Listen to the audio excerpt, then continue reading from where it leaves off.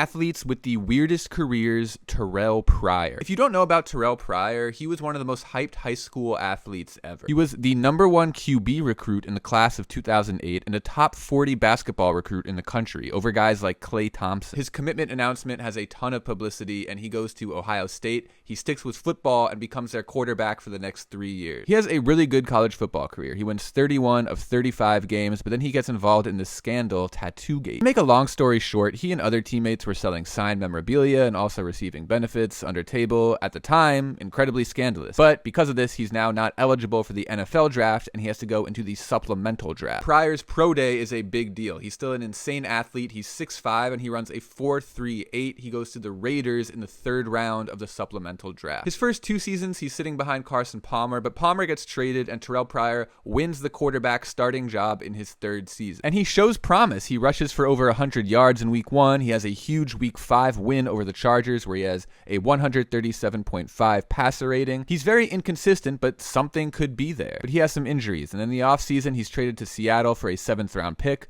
But he's cut before the season starts. Then he bounces around some other teams, but he doesn't play at all for a year. Then he signs with the Cleveland Browns to become their backup quarterback in his 1st season, but then in his 2nd season, he becomes a wide receiver. And he breaks out as a wide receiver. He's their wide receiver 1. He has 1,000 yards, 4 touchdowns, and then at the end of the year, he's once again a free agent. He signs a 1-year, $8 million deal with the Redskins, but it becomes pretty clear early on he's not this high-end wide receiver. He's a capable wide receiver, but his big numbers with the Browns were due to 0 competition. And 9 weeks into his season with the Redskins, he only has 244 yards before suffering a bad ankle injury. He signs with the Jets as a wide receiver, does have a few touchdowns, but then he bounces around the league some more, and at age 29, he's out of the league.